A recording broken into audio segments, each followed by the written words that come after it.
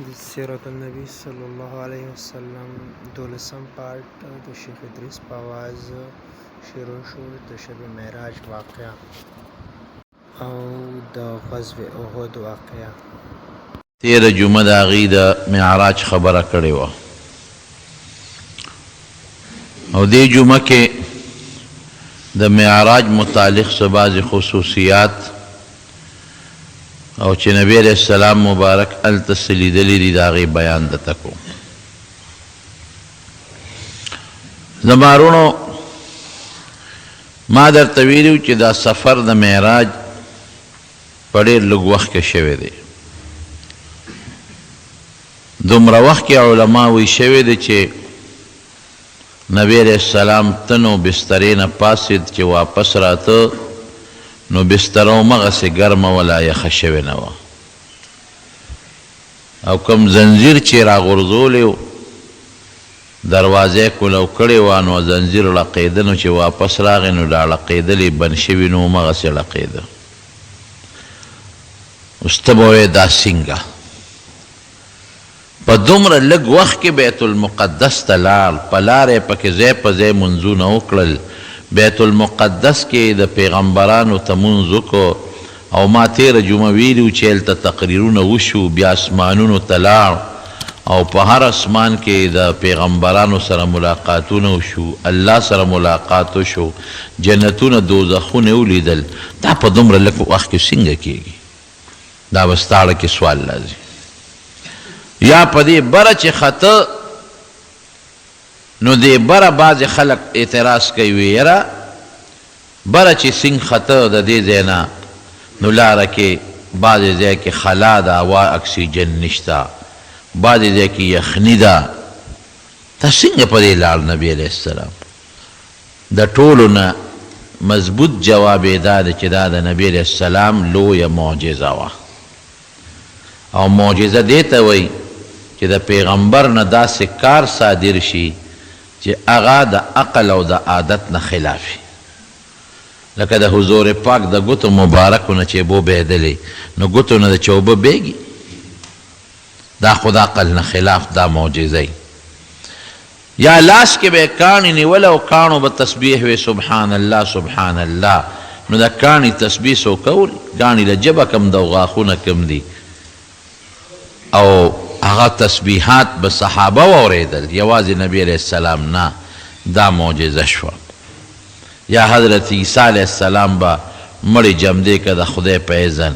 او خبرې به یې وکړې نو مړی جمدې کېږي، یا ړوند له به یې په سترګو لاس راښ که ړوند به جوړ شو. دا پیغمبر چې داسې کار وکړي چې هغه د عقل او د عادت نه خلاف وي هغې ته معجزه وایي. نو د معراج دا سفر دا د نبی علیہ السلام مبارک عظیمه معجزه وه. اوس خواړو سوال ته ضرورت هم نشته، اوس خو دوی راکټ وخیجئ پکې یو 2 قسم ناست دي 3 قسم ناست دي او سپومۍ ته ورسېږي،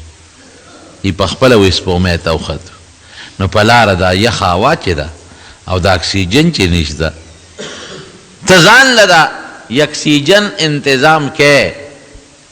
او سفر کې او په هغه یخنۍ کې ستا راکټ روان دی، مریخ ته هم خیږي او سپومۍ ته هم خیږي، نو پروردګار دې انتظام نشي کولی؟ بېشکه کولی شي.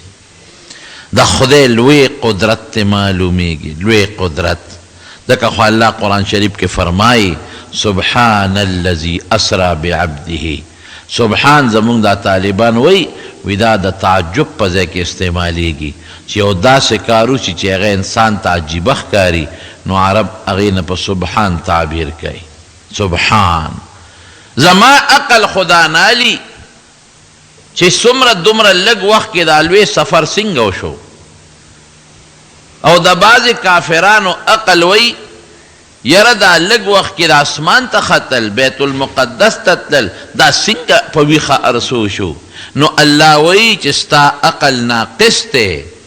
ستا عقل کمزور دی، ستا عقل هغې ته نه رسی. د الله قدرت لوی دی. سبحان الله د هر عیب نه پاک دی. ما کې عیب دی، تا کې الله کې نشته.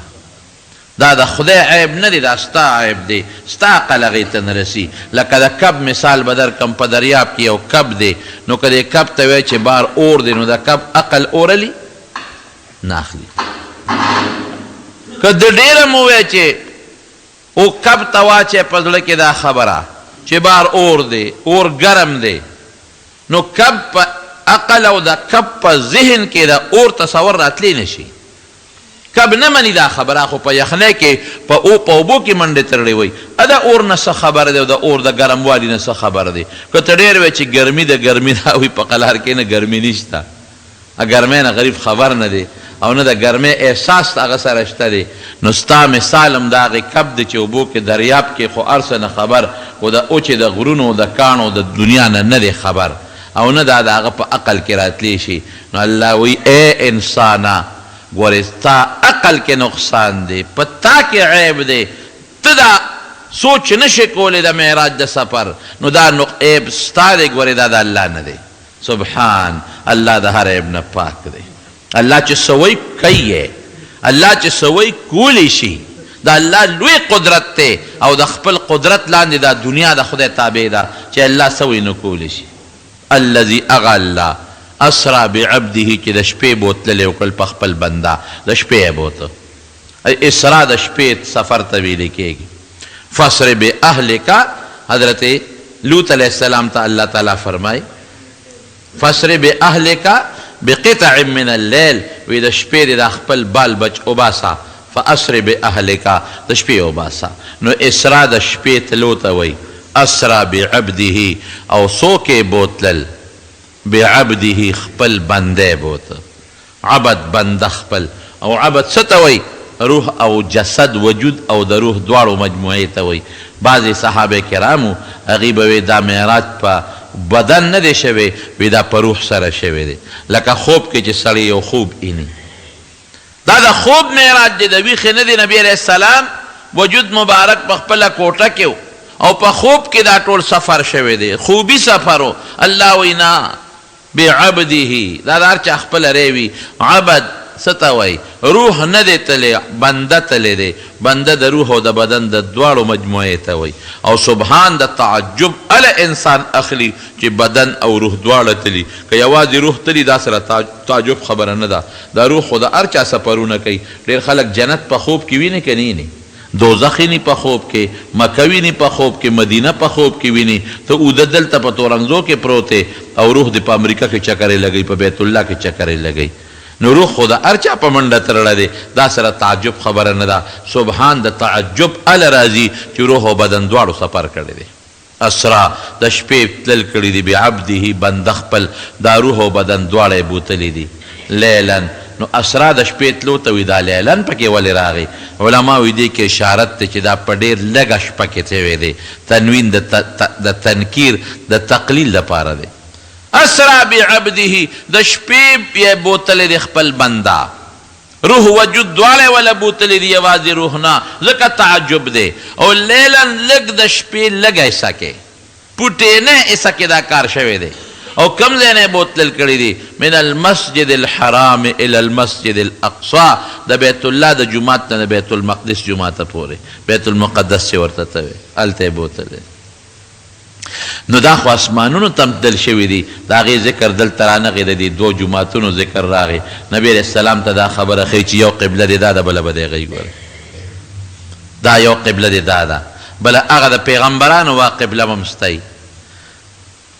او هغې قبلې پورې به مسته حکومت رسي. لکه دلته د حکومت دی، هغې قبلې ته به د حکومت رسېږي. او قبله خو د انسان د عبادت یو ډېر لوی اهمیت لري. نو الله ورته ښیي چې ستا دین لکه د پخوانو پیغمبرانو د دینونو پورې محدود دین نه دی، دا یو عالمگیر دین دی.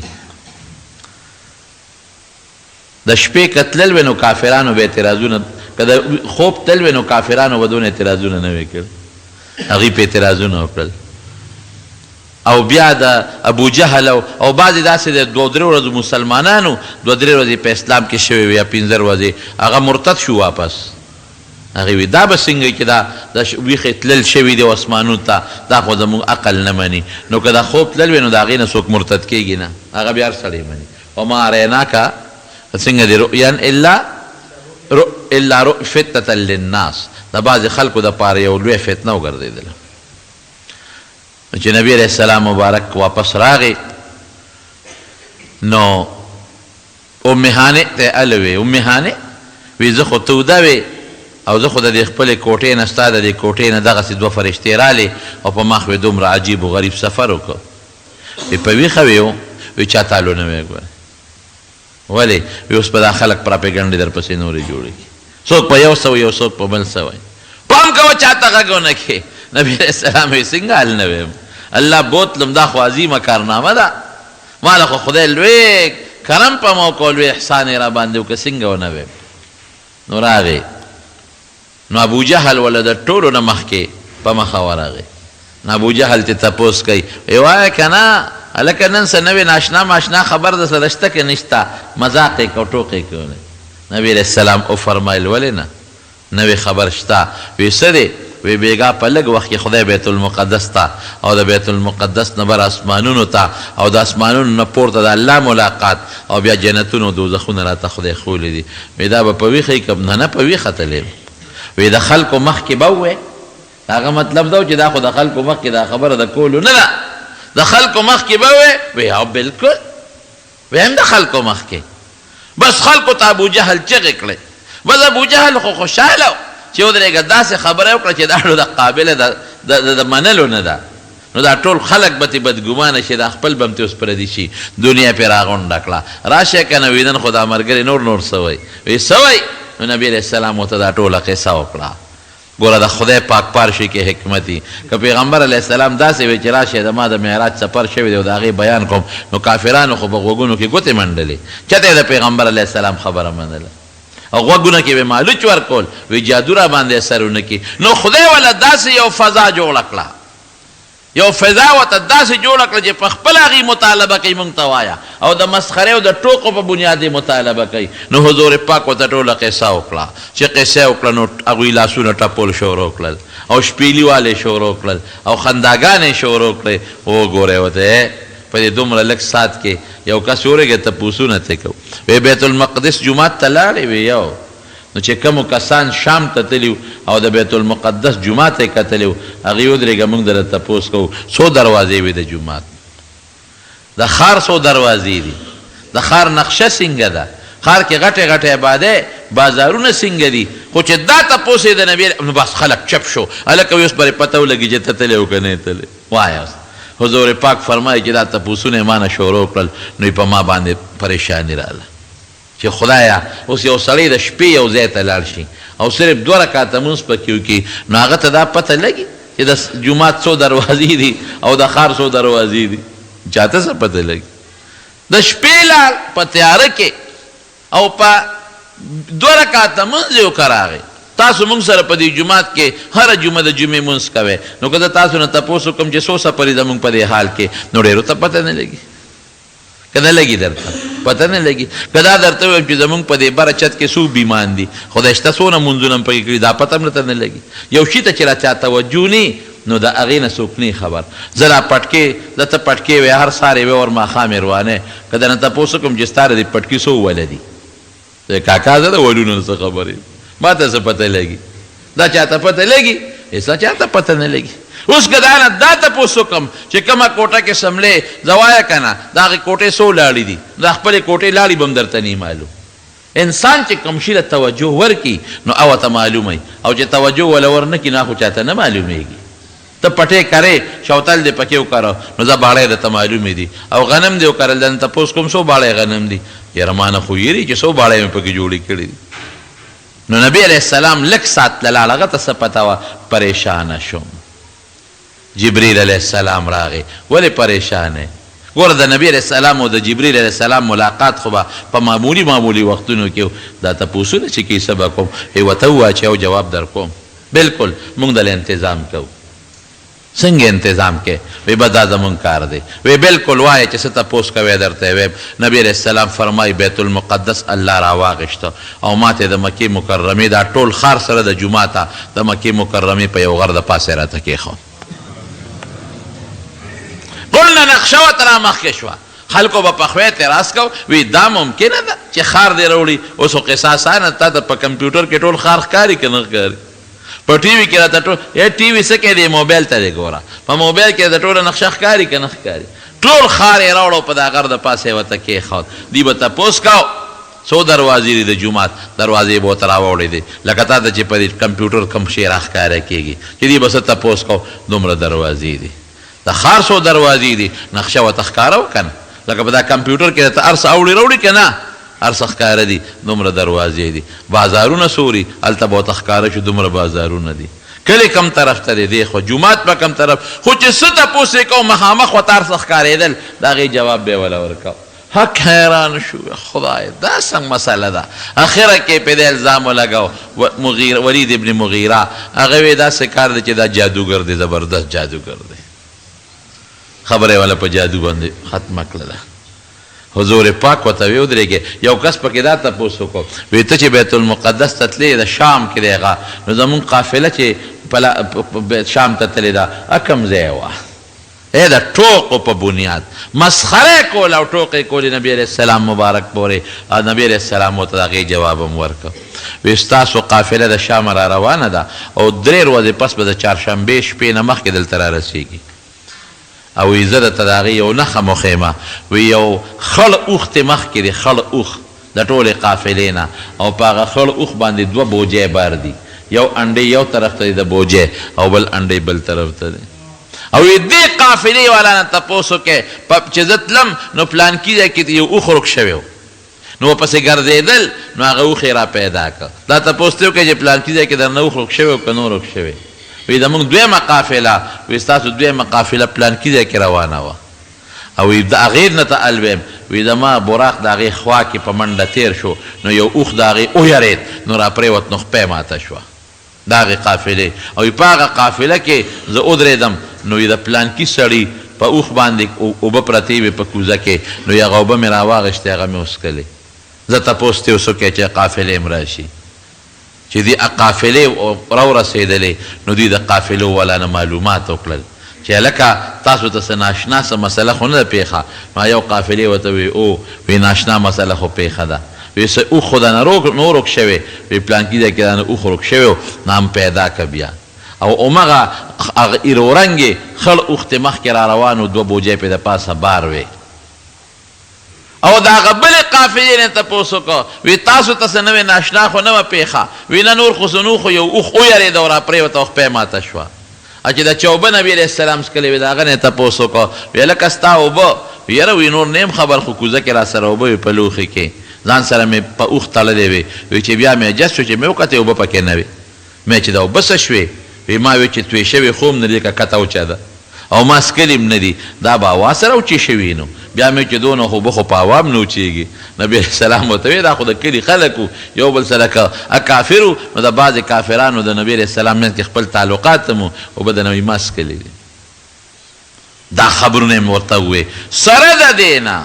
د دې نه زما رونو هغې بیا هم په پیغمبر علیه السلام د ساحر او د جادوګر الزام ولګو دا د سحر او دا د جادو دی بره یې رونو څه وکړل تېره جمعه مې درته ویلي چې نبي علیه السلام له یو تحفه چې الله ورکړه د 5 منځونو تحفه یې وله ورکړه دویمه تحفه یې وله څه ورکړه دویمه یې وله د دې سورت بقرې د آخري 2 آیتونه ورکړل آمن الرسول بما انزل الیه من ربه والمؤمنون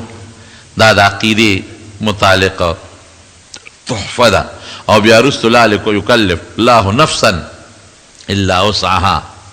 لها ما کسبت وعلیها ما اکتسبت دا دعایه او د الله طرف نه عظیمه تحفه ده او په مسلمانانو د الله لوی انعام او لوی اکرام دی چې په تاسو باندې هغه مشقتونه بني کوم مشقتونه چې په پخوانو امتونو باندې هغه سخت عبادتونه هم در باندې نشته کوم عبادتونه چې په پخوانو امتونو باندې وو د هغې به روژه در ورځې او د شپې یو شانتې وه او د شپې به هم بیبیانو ته نه نږدې کېدل په روژه کې ستاسو دپاره هغه اسانتیا ده پکې زکات د هغوی سختو زمونږ اسان دی او چې ګناه به یې وکړه او سار به پاسېدل په دروازه به یې ورته لیکلي چې نن دې دا ګناه کړې ده د دې مشقتونو تکلیفونو نه خلاص شي نو نبي علیه السلام مبارک ته دویمه دا تحفه میلاو شوه او دریمه تحفه چې وله ورکړه الله هغه دا ده ان الله لا یغفر ان یشرک به ویغفر ما دون ذلک لمن یشاء. که کم سړی کافر او مشرک مړ شو دی خو به ټول عمر په جهنم کې پروتي، د جهنم نه وتلی نشته. خو چې کم سړی مسلمان مړ دی نو که نیک عمله دی نیغ په نیغه به دی، او که بدعمله دی نو دی به هم د بدعملۍ د وجې نه، د مسلمان به د ګناه کبیرې او بدعملۍ د وجې همیشه په دوزخ کې نی. دوزخ نه به وباسم، اسانتیا به ورسره کوم، څه ګناه به ورته داسې بخم، او څه به ورله سفارشیان پیدا کوم. عالمان به سفارش کوي، قاریان حافظان به سفارش کوي، شهیدان به سفارش کوي، قاریان به سفارش کوي، او نیکان به سفارش کوي، او نبی کریم صلی الله علیه وسلم به پخپله سفارش کوي. دا یو سانتیا درته پیدا شو، دا تحفه نبی علیہ السلام ته ملو شوې. او یو حدیث کې راځي الله دې تپوس وکړه وی وایه که نه، وی کم صفت دې خوښ دی، یو لقب دله در کوم خو چې کم لقب دې خوښ دی. وی الله زما د عبدیت او د بندګۍ لقب خوښ دی، عاجزۍ والا. سبحان الذي اسرى بعبده اسرى برسوله لفظ استعمال نشو، ځکه چې پیغمبر علیه السلام د پاره خو د شرافت لویه مرتبه د پیغمبرۍ او د رسالت ته د الله د طرف نه، خو د رسالت د پاره موقوف علیه او بنیاد چې دی هغه کامل بندګیت دی. نو پیغمبر علیه السلام کې بندګي ډېره زیاته کامله وه، د دې وجې نه رب العالمین ورته د رسالت او د نبوت لوی تاج ور په سر کړی دی. وی ډېر څیزونه مې ولیدل بره. دا اوس دوه قسمه معراج دی دلته کې، یو یقظتن یو منامن. د خوب او د ویښې بعضې څیزونه د ویښې په معراج کې لیدلی شوي دي، او بعضې څیزونه د خوب په معراج کې لیدلی شوي دي. د بعضو فرق په احادیثو کې شته، او د بعضو ذکر په احادیثو کې نشته چې دا د ویښې هغه معراج کې دی او که د خوب په معراج کې دي. خو به هر کیف نبی علیه السلام فرمایي جنتونه مې ولیدل، ډېر ښایسته ښکلې مزېدار جنتونه مې ولیدل. او فرمایي وی داسې جنتونه مې ولیدل چې جنتونه کې کومې ولې بېدلې ولې، نو هغه ښایسته ښکلې ښکلې د هر جنتي په کور کې څلور ولې دا مې لیدلي دي. یو د اعلا پیو، یو د سوچو شرابو، او یو د سپینو اعلا مزېدارو اوبو، او یو د شاتو. خو د جنت د شرابو متعلق لیکي چې په هغې کې به نه سرخوږي وي او نه به پکې نشی، د جوسو په شکل کې لکه څنګه چې د عام جوس خلک سکي او دله پې خوند ورکوي، دغسې د لذت دپاره به استعمالیږي. وی خوره نبی علیہ السلام فرمایي وی د جنت خوره چې ده وی دا زعفران دي، زعفران د جنت خوره. او حضرت عمر فاروق رضی الله تعالی عنه ته فرمایي وی عمره وی ستا محل من په جنت کې ولیده، وی ستا د محل خوا کې یو خشته وله بېدله او یو خشتخ جینۍ پې ناسته وه، او هغې به په مخ اوبه چولې او چې اوبه به ترې واپس د مخ نه بېدلې لکه د ملغلرو به دوړېدلې. نو یې ما تپوس وکړه چې دا محل د چا دی، دا ډېر لوی عالیشان محل. نو وی چې دا د عمر دی. بخاري شریف کې دا حدیث راځي. وی عمر ستا غیرت را مخکې شو نو وردننه نه شومه، چې سنت ته خو ډېر غیرتي، عمر کې غیرت زیات و، چې صاحب زما کور ته بې زما د اجازت نه ولې وردننه شوې. وی ستا غیرت را مخکې شو نو وردننه نه شم ستا محل ته. نو حضرت عمر فاروق د خوشحالۍ نه وجړل، ابیکه اغارو یا رسول الله، د خدای رسوله زه به په تا غیرت کوم چې ته ولې بې اجازته، چې ته زما کور ته نه نوتې وې، زما دپاره لویه خوشحالي ده. او یو روایت کې راځي بلال ته به خندل نبی علیہ السلام، وی بلال ستا د جنت محل مې لیدی دی او ستا ښځه مې لیدې ده، ډېر ښکلی محل عظیم الشان. او دقسې یو وله او یو جینۍ پې او په مخ اوبه چولې، ډېره خوبصورته وه. نو ما تپوس وکړو وی د دې نه په خپله تپوس وکړه. نو ما ترې تپوس وکړه ته څوک یې، دا محل د چا دی؟ وی دا ستا د یو امتي د بلال، دا د هغه محل دی. او ته څوک یې؟ وی زه هم د هغه په انتظار شپې ورځې اړوم راړو. دا څیزونه مې ولیدل، ناشنا جنتونه. حضرت ابراهیم علیہ السلام نبی علیہ السلام ته فرمایي وی امت ته دې حکم وکړه، امت ته دې حکم وکړه چې جنت کې بعضې ځایونه داسې دي چې هغه خالی میدانونه دي، اونې هم شته، بنګلې هم شته، بلډینګونه هم شته. خو د حدیث معنا چې علما کوي ادا چې بعضې پکې خالی میدانونه هم شته د هر چا په جنت کې هغې کې به خدای وله بوټي کري خو بوټي به په څه کري وی تاسو د الله تسبیحات زیات وایې نو چې څوک یو ځل تسبیح ووایي نو هلته به وله بوټي نال شي چې څوک دوه ځله تسبیح ووایي نو هغه له به دوه بوټي نال کېږي او چې څوک درې ځله تسبیح ووایي درې بوټي به نال کېږي او د جنت که ته وایې دا خو به زه په زرګو تسبیحات ویم نو د زرګو بوټي به دله خدای نال کوي هغه جنت داسې نه لکه د دنیا دوه کناله یا کناله یا یو مرله او دوه مرلې ځمکه د ټولو نه لاندې جنتي په بخاري کې حدیث دی په مسلم شریف کې مشته ټولو نه لاندې جنتي بالکل چې د هغه نه لاندې مرتبې والا بل نه نبی علیہ السلام فرمایي چې بالکل د دوزخ نه راوباسي د دوزخ نه او دا اخیری مسلمان فاسق په دوزخ کې دی او راوی باسي او جنت ته ور مخامخ کی نو الله به ورته وایي ځکه نه وایي شابه غواړه څه غواړئ دی به یا خدایا مال سره کې جنت خو ډک دی ابوتار سره ډک ښکاري وی ډک نه دی غواړه شابه نو د دنیا لس چنده د دې ټولې دنیا لس چنده غټ جنت به وله خدای ورکړي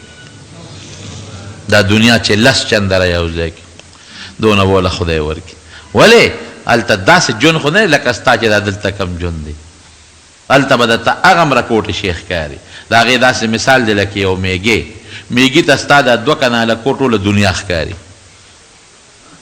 میږي وایي خدای نو دا خو د دې سر نه چې هغه سر ته رسېږم نو څو سوه کاله کې به رسېږم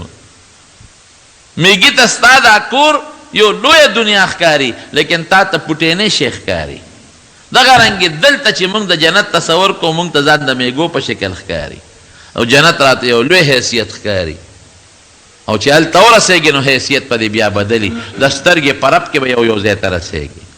طاقت به دله خدای دومره درکړي نه در باندې خفګان راځي نه در باندې شپه راځي نه در باندې ستړی راځي په جنت کې او نه دله خوب راځي نه درله بیماري راځي نه دله لوږه راځي نه دله تنده راځي ښه نو بیا خوراک څښاک څه دپاره کوي چې اوږې کېږي تږې کېږي نه دا د خوند دپاره لذت ټیسټ دپاره لکه یو سړی موړي او د موړوالي د پاسه الوا خوري یا کیر خوري او یا فروټ خوري دې وږي خو نه دی یا یو سړی تږی نه دی یو ځای ته لاړ شي او څوک وله جوس راوړي چې دا جوس ښه د لذت او د خوند دپاره یې څکي دقه رنګې جنتي مثال دی نو خدای دې وله بوزه د نبي علیه السلام یو صحابي تپوس وکړو وی د الله رسوله وی په جنت کې اسونه شته یو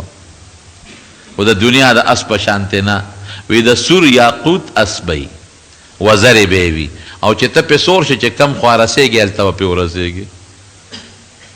دا جزونو ته نه ګورې د دې جزونو خپلې وزرې وي که نه چې پکې کښېنې کم ځای ته رسېږي نو رسېږي د سور یاقوت او بل صحابي بل تپوس وکړو بل نو پیغمبر علیه السلام په آخر کې ټولو له جواب ورکوي وی خدای م وله بوزه صحابو ته وایي نو وی چې ته پکې څه غواړې نو ابر الله خدای پاک درکړي ولکم فیها ما تشتهی انفسکم ولکم فیها ما تدعون چې څه دې زړه غواړي او څه سوال کوې د خدای نه ابه خدای درکوي خو کم غیر مناسب څیزونه دي د هغې سوال به د انسان پړه کې نه تېرېږي د غیر مناسب که طالب باندې تپوس وکړو نسوار به پکې میلاویږي او که به نه میلاویږي ځکه چې الله وایي چې ته څه غواړې زه به یې درله درکوم ما یې د نسوارو ډبلی هلته نشته دی او د نسوارو برغی شته دلته نشته دا شی به د انسان پړه کې د دې تصور نه راځي دا به غواړي نه به نفرت د انسان د دنیا د دې ګنده څیزونو د بل ښځې ته کتل د بچو د راوړلو د دې تصور به د انسان پړه کې نه راځي د دې نه به نفرتي دا به نه غواړي دارنګې د چا زوی د چا پلار په دوزخ کې پروت دی او کافر دی د زړه کې به د هغه د بخښنې سوال نه راځي زړه کې بیا نو دا تصور نه راځي چې زه ولې دا سوال وکړم او دې دې وبخښلی شي او جنت ته دې راشي نو جنتونه مې ولیدل او دوزخونه مې ولیدل الله دې مساتي غټ غټ دوزخونه یو درز مې واورېده تپوس مې وکړه چې دا غرض د څه دی جبریل علیه السلام مې دا چې کله الله دوزخ پیدا کړ کله نو یو غټه تیږه دی د دوزخ د سر نه ورخوشې کړه نو اوس یې ویښته ورسېده اوس ورسېده الله دې معافي وکړي دا یوه غوټه دا د دوزخ د سر نه ویښه پورې دا څومره اربونه کاله مزل شو خدای خبر چې دوزخونه کله الله جوړ کړي دوزخونه او جنتونه د مخکې نه تیار پراته دي، د مخکې نه. دې نه دا معلومیږي مخکې نه تیار دي. هلکه وایي دا دومره لوی جنتونه به کوم ځای او دا دومره دوزخونه به کوم ځای؟ نو د خدای د دنیا تپوس مه کوه. اوس هم ستا ساینسدانان وایي داسې سیارات راښکاره شي، داسې سیارات چې تر ننه پورې د انسان ساینس هغې ته نه دی رسېدلی. داسې سیارات هم په دې عالم کې شته، په دې مخلوق کې. د الله تعالی ډېر لوی قدرت دی، ډېر لوی قدرت. زموږ مثال خو د ماشو او د میږو دی، دا خدای ساتلی.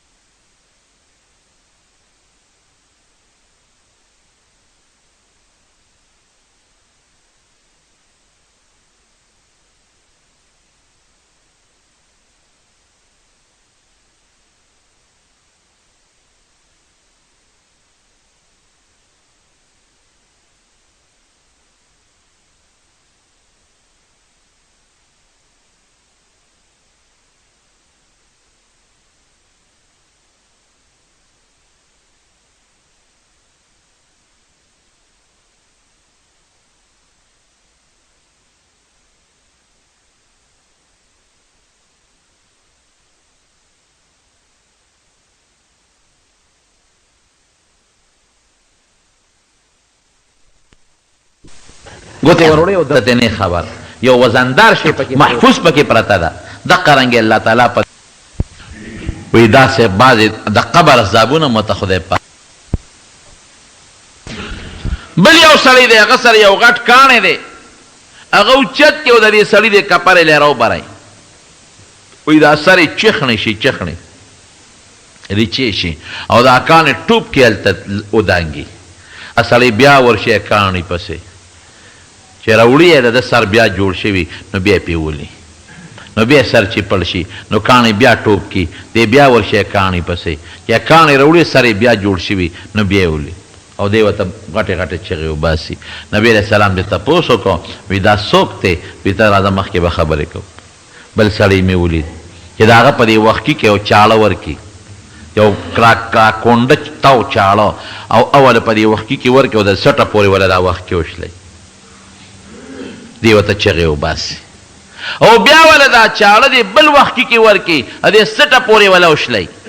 بیا ورته چغې وباسي وینې ته بیږي نو چې دا ولا وشلی نو دا جوړ شوي نو دا ولا بیا شلی نو چې دا وشلی نو دا ورته جوړ شوي دا ولا بیا شلی او یې په قینچو ته شونډې پرې کوي الله دې وساتي دا څوک دی وی صبر وکړه مخکې ځه وی مخکې لاړم د وینو دریاب دی د وینو او خوټ کېږي او د هغې په منځ کې یو سړی دی لامبو وی غاړې ته راځي نو چې دی غاړې ته راورسي نو په غاړه یو بل سړی دی کاڼي ورسره پراته دي نو کاڼي روچت کې او غوزار وکړي دغه لامبوزن په دا خوله کې ولي رسا په خوله ولګي او د کاڼي دومره زوري چې د دریاب منځ ته یې ورسوي نو دا هغه ځای نه بیا په لامبو راځي غاړې ته نو چې ځای غاړې ته رانږدې شي نو دی بیا په دې خوله کې ولي نو دومره یې زوري چې بیا د دریاب منځ ته ورسوي ما وی دا څوک دی دا خوار خو په وینو کې په خوټ کېدلو وینو کې ژوند تېروي وی مخکې ځه مخکې لاړم یو غار مې ولید لکه تنور په شان دننه فراخه دی او خولې تنګه ده او پکې بربند سړي او ښځې دي هلکان جینکې دواړه بربند او پکې سوځي او چغې وباسي او وایي چې دا اور کله لمبه ووایي نو وی دوی سر له راشي وی زه یم چې راپروزي ته خو بیا لمبه ښکته شي نو دوی پکې ویخله لاړ شي ما دا څوک دی وی ته راځه مخکې لاړ شو وی چې مخکې لاړم بل یو سړی مې ولید چې را تانبې نوکانې یې تانبې او په دې مخ یې خارق لګېدلی او ځانګرۍ دا وینې ته بیږي بل سړی مې ولید مې دا څوک دی وی مخکې ځه بل مې ولید مرداره غوښه ورته پرته ده چینجي پې لګیا دي په هغه غوښه او څخه بین تیزي او دې وږې دی تک لګیا دی په هغه غوښه او خوري او فرشتې مو له ټس ورکوي خدای دا څخه بین دا غوښه بل سړی مې ولید چې مخکې ورلم چې هغه مې وکته نو خېټه داسې ده چې د لوږې د مري او کاڼي رالي دا کاڼي ریزي او په دا خوله کې ورکوي او په هغې چکونه لګوي او تېروي مې چې ټوله شپه مو ګرځولم پوه مې کې دا څوک و جبریل علیه السلام راتاله وی هغه ړومبې چې دي ولي چې دا سر به وله په کاڼي میده کو دا هغه انسان دی چې خدای وله د قرآن غوندې لوی نعمت ورکړی دی نو دروازې م وله توجه نه ورکوي او د شپې م ودي تلاوت یې نه کوي دی د قبر عذاب دی د قبر عذاب چې مړ شي دا سزا شوه لوی نعمت مې د قرآن په شکل کې درکړه دروازې دې په عمل ونه کو او د شپې دې خوب وکړ تلاوت یې ونه کړ نو شو هغه دویم چې تولید چې وخت کې به یې وله شلو دا دروغجن سړی دی چې په دنیا کې دروغ وایي دروغ باید سړی دروغ ډېر وایي دروغ خطرناک جرم دی الله قرآن شریف کې فرمایي لعنت الله علی الکاذبین وی دا دروغجن زما د رحمت نه لري دروغ ولې وی بعضې خلک د بل مسلمان د خوشحالولو دپاره او څوک د بل د بچکولو دپاره او څوک د ځان د مشورېدو دپاره او څوک د پردي مال د خوړلو دپاره بې ځایه دروغونه وایي دا لوی جرم دی دروغ چته مو وایه پام کوئ یو انسان خوشحالیږي او که خفه کېږي ولې دروغ وایي په بعضې موقعو کې توریه جایزه ده توریه دې ته وایي چې د یو خبرې دوه رخی تا ته مجبوري وي او ته یو رخ پرېږدې او بل رخ یې والې یو سړی دنه تپوس وکړي مثلا یو دشمن چا پسې راغی او هغه د تا نه تپوس وکړي چې هلکه پلانکې څه شو اوس که ته ورته وایې چې دلته دی نو اولي یې وجنې یې که ته ورته وایې چې نشته دلته نو بیا به دې ممکن ده چې دروغ ګناه کې راځي نو دې ځمکې ته ګوته ونیسه وایي دلته نشته او په دا ګمان وکړي چې سړی په دې جومات کې نشته او تا دا خیال وکړه چې ځمکې ته ګوته ونیوه چې دې ځای کې نشته دې ته توریه غوندې وایي د یو لفظ دوه معنی وي ته یو معنا والې او بل سړي ته دې بله معنا ور مخکې کې نو دا هم د ضرورت دپاره په بعضې موقعو کې جایز ده او یا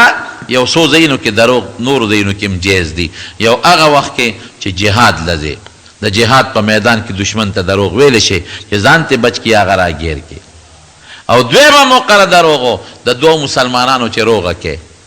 نه خو یو بل پسې لګیا دي خبرې کوي نو که ته په دا میانځ کې دروغ ووایې چې جوړی راشي نو خیر دی او دریم ښځې ته په بعضې موقعو کې دروغ ووایې ښځه راته وایي ما له دا پلانکی جوړه راوړه او ستا وس نشته چې هغه جوړوله راوړې او بازار ته لاړې نو که دې راونړه او ورته دې وایي چې ښځې راو خو مې نړه نو خو ځان له غم دې وکته نو خیر دی که څه داسې چلول دې ورسره وکړه چې د هغې د جنګ نه هم ځان خلاص کړي دا هم په بعضې موقعو کې همیشه نه دروغ د دروغجن دغه سزا ده شونډې به ترې پرې کوي د قبر عذاب یې دا دی دا د قبر عذاب دی خیرت خو چې بیا حساب کتابو شي هغه وروستو خبرې دي وی دریم چې تا کوم د هغه وینې په دریاب کې ولیده چې لامبو یې والا دا سودخور دی سودخور الله یې هم د سود نه وساتي نن ډېر لوی سودي کاروبار روان دی قسم دی دنیا په سودونو باندې نښتې ده او په مختلفو طریقو خلک د سودونو کاروبار کوي سود ډېر لوی خطرناک جرم دی سود د خدای سره جنگ دی جنگ او په سود مال زیاتیږي نه یمحق الله الربا و یربی الصدقات الله وی د سود پیسه کې برکت نه دا ختمیږي او حلال بیا تجارت کوو دی کې به خدای فایده اچي سود حرام شی دی خپل مال په زور حرامه دا سود خور ده ابل چې تولید چې هغه مخ باندې د تانبي نوکان راښکل وینې ته بهیدلې دا غیبت والا دی غیبتي سړی دی نن سبا څومره غیبتونه دي او اوس خو د الیکشن ورځې را روانې دي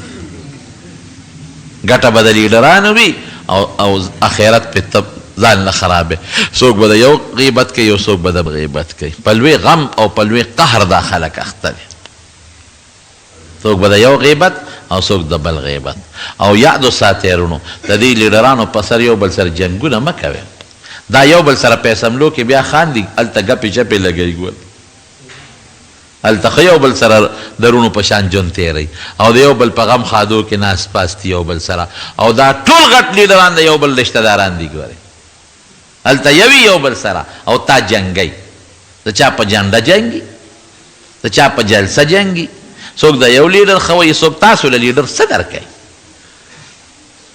دې څیزونو نه ځان ساتئ زه پکې ضمني یو خبره وکړم اوس هم راته چا ووایي وایي ستا په پټه چلیږي پټه به څه شي وي په دې ټي وي کې نو مونږ کله نشته ټي وي چې ته مې الیکشن ته ولاړې یا خدایه مې دا چا ویلي مې زه الیکشن ته نه یم ولاړ خدای دې خوشحاله کړي زه شکریا ادا کوم ما پسې 2 ټکټه ولیکل یو ټکټ نه 2 خلک په ټکټونو پسې په زرګاو په لکو روپۍ او لګوي او منډې سپارښونه کوي ما پسې دا هغه ځای نه 2 ولیکل چې ته ودرېږه الیکشن ته دا د هغوی یو مینه او ما سره محبت و خدای دې خوشحاله کړي زه په دې شکریا ادا کوم خو مې زه بیمار سړی یم زه دا طاقت نشم لرلی نشم کولی ګران کار دلته مې درسو دي نو خپل درس په کوم کې اسمبلو ته به منډې وم مخکې مې طاقت اوس مې هغه طاقت نشته بیمار یم نشم کولی نو ما خو ورته انکار وکړ مې چې خپم نشي مشران دي علما دي چې خپم نشي خوشحاله م شي خو ځان مې امته خلاص کړ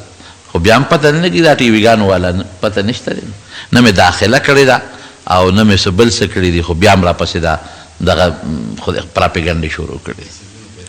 میسیجونو کې مکسر کېږي نو دا ډېر د اخباراتو کې هم راغلي ګران کار دی کار ګران دی نور د خدای نه به دا سوال کوو تاسو به هم کوئ او موږ به هم د خدای نه دا سوال کوو چې په دې وطن کې خدای د قرآن او د سنت نظام راولي دا سوال به کوو او دا به هم د خدای نه سوال کوو چې خدای پاک نیکان او صالحان د دې وطن مشران جوړ کړي چې غله او ډاکوان نیم او نیکان او صالحان دا سوال به د خدای نه کوو محنت به هم کوو خو به هر کیف شي ما وایي زه نشم کولی ما ته ګرانه نو هسې دې پورې مې وایي چې بیا سیاسي دور راغی څوک په حجرو کې او په دوکانونو کې او په بیټکونو کې د یو غیبت کوي څوک د بل خدای ته وګوره ګټې د هغې خلکو دي تاسو څه کوئ غیبتونه کوئ او یو بل سره ورورولۍ خرابوئ او په محله کې یو بل سره دشمنۍ کوئ غیبت لوی جرم وی هغه بل سړی چې هغه مرداره غوښه یې خوړه چینجو واله وی دا هغه سړی دی چې حرام خوري حرام خور دی حرام خور دی د قبر سزا ده دا مرداره به خوري دا د حرام خور سزا شو بل سړی چې دی ولید چې هغه خېټه لوګي اوږې دی او کاڼي پکې ورچوي دم سودخور دی او د سودخور مختلف قسمونه دي څوک په یو شکل کې سودونه کوي او څوک په بل شکل کې سودونه کوي دا نبی علیہ السلام ته خدای پاک د قبر عذابونه مخول جهنم یې ورته خو دوزخونه او جنتونه مو ته خدای پاک وښول دا د حضور پاک عظیمه معجزه ده ډېره لویه معجزه د دې نه غټه معجزه یو د پیغمبر علیه السلام په معجزاتو کې لویه معجزه هغه د مارونو قرآن شریف دی دا هم لویه معجزه ده او دویمه لویه معجزه د معراج ده اوس تاسو ذهن کې به یو بل سوال هم راځي چې دا پیغمبران دلته په بیت المقدس کې او بیا دا پیغمبران بره په اسمانونو کې دا ولې نو بعضې علما خو وایي خدای په دې قادر دی دا پیغمبران خدای ارض هم په دې خپل وجود ارض ته رسولی شي هېڅ اشکال پکې نشته په لږ ساعت کې خدای پاک رسولی شي او بعضې حضرات وایي نه دی روحونه جسد مثالي چې ورته وایي هلته ورته خدای پاک په دغه کې وښول په بیت المقدس کې ملاقات او بیا په اسمانونو کې نبی کریم صلی الله علیه وسلم د درود شریف فضایل بیانون وی په ما درود شریف وایه من صلی علی عند قبری سمعته وی چې څوک زما د قبر خوا کې په ما درود وی نو زه اورم ومن صلی علی نائیا او چې چا په ما د لرې ځای نه درود شریف وی ابلغته نو ما ته د فرشتو په ذریعه رسیږي ان لله ملائکة سیاحین فی الارض دا الله فرشتی دی او په مخ د ځمکه چکرې لګوي یبلغونی عن امتی السلام او چې کوم ځای په ما زما امتي سلام وي نو ما ته یې رارسئ نو صحابو ته تپوس وکړو د الله رسوله زمونږ دا سلام به تا ته څنګه در رسیږي ته خو به خورې شوې وجود خو به دې ریزه ریزه شوي خورې شوې به نو نبی علیه السلام وفرمایل ان الله حرم على الارض ان تاكل اجساد الانبیاء وی خدای په ځمکه حرامه کړې ده چې د پیغمبر غوښه دې وخوري ځمکه به د پیغمبر غوښه نه خوري او فرمایي چې نبی الله حی یرزق د خدای پیغمبر په قبر کې جمدي وي او روزي ورته میلاویږي دا د خدای یو قدرت دی او پروردګار خپل قدرت ښکاره کوي هلته قبر کې وي خو ګورې یو خبره ذهن کې واچوه دا چې پیغمبر د یو ځای نه بل ځای ته رسول دی دا الله په خپله خوښ په خپل قدرت رسوي ګورې پیغمبر په خپله نشي تللی او نه په خپله ځي دا د الله خوښه ده یو ځای نه بل ځای ته ورسوي د بل ځای نه بل ځای ته ورسوي یا د خپل جسد سره او یا په روح سره الله په دې قادر دی دا کار الله کولی شي په خپله خوښه نه ګورې چې کوم ځای کې خوښي هلته ځان رسوي دا خبرې ټولې غلطې دي د هغې یو مثال به درکړم په بخاري شریف کې یو حدیث دی نبی علیه السلام فرمایي امام بخاري دا حدیث یو ځای نه بار بار راوړی دی وی ده چې کله د حوض کوثر په غاړه کینم او اوس دغه ورکوم اوبه ورکوم د حوض کوثر نو یې بعضې کسان دي زه به یې پیژنم نو دی به ماله راځي حوض کوثر لا نو فرشتې به راشي په دا میانځ کې به ورته ودرېږي ما نه به یې منې کړي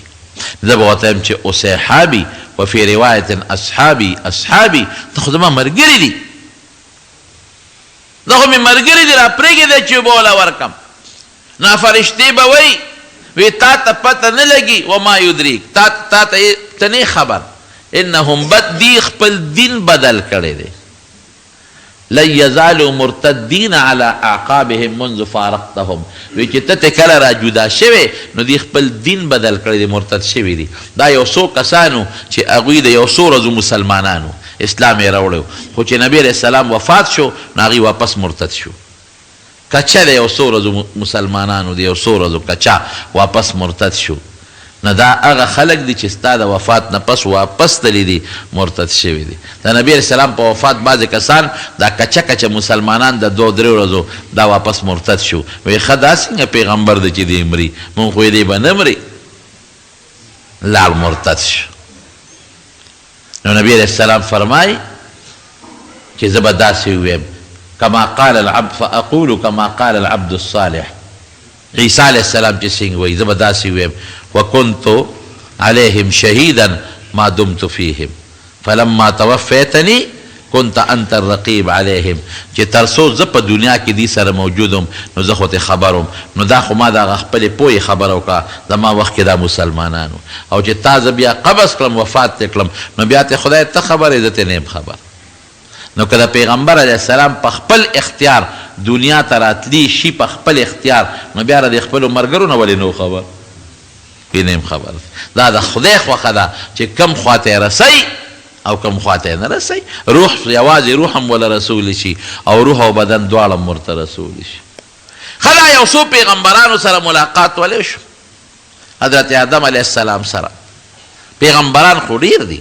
د یو سره ولې ملاقات وشو نو وجه یې اوږده ده خو مختصرا یې درته وایم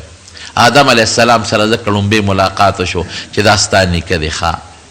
او چې څنګه د هجرت کړی دی د جنت نه دنیا ته دارنګې وتم هجرت کې د مکې نه مدینې ته او چې څنګه دی په مخ د ځمکه خلیفه او د الله او د الله حکمونه رسولی دي دا ډیوټي ستام په سر ده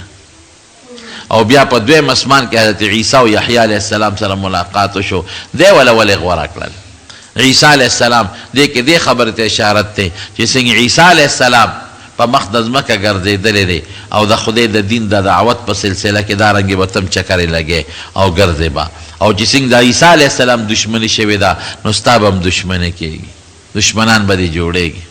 او یحیی علیه السلام د عیسی علیه السلام د ترور زوی د هغه ملاقات هم لکه یحیی علیه السلام ته د دین په لار کې تکلیفونه ورسېدل او شهید شو دغه رنګې تا ته هم تکلیفونه رسېږي دینا پس بنورم لکه احد کې د علیه السلام غاښ مبارک مات شو او د وجود نه وینې وبهېدلې خو دشمن به دې هلاکېږي څنګه د عیسی علیه السلام او د یحیی علیه السلام دشمنان هلاک شو او څنګه چې عیسی علیه السلام له مې معجزات ورکړي او انجیل مې ورکړی تاله به معجزات در کوم او کتاب به در کوم هارون علیه السلام سره او د موسی علیه السلام سره ملاقات وشو او په څلورم اسمان کې دا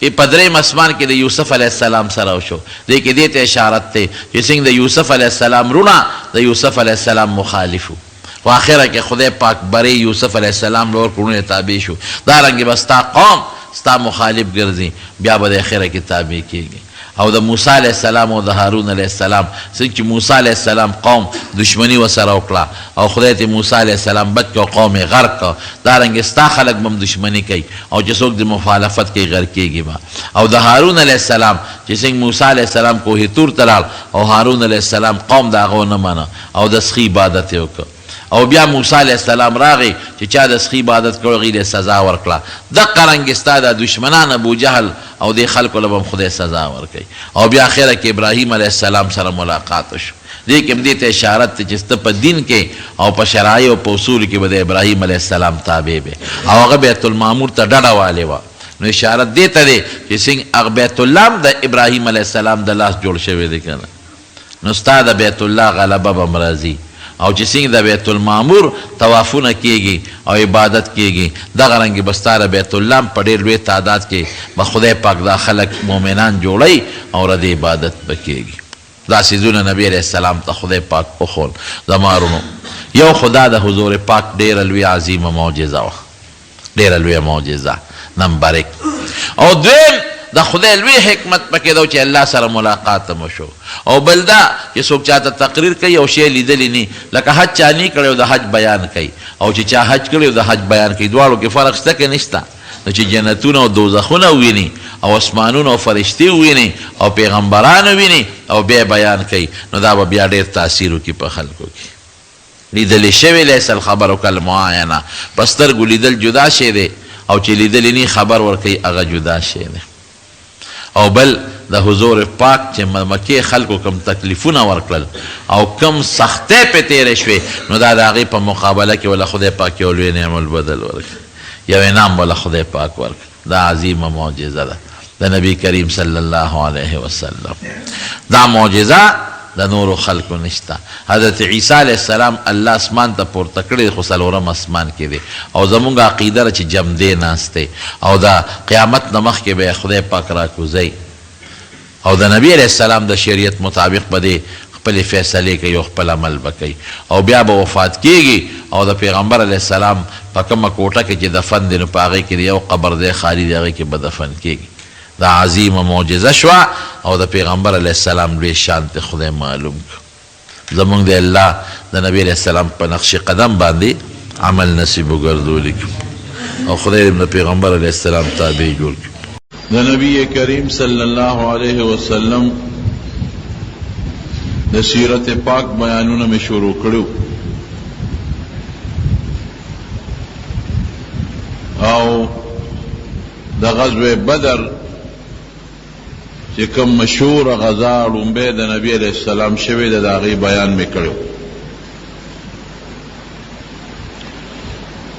د بدر په غزا کې کافرو ته یو ډېر مضبوط شکست میلاو شو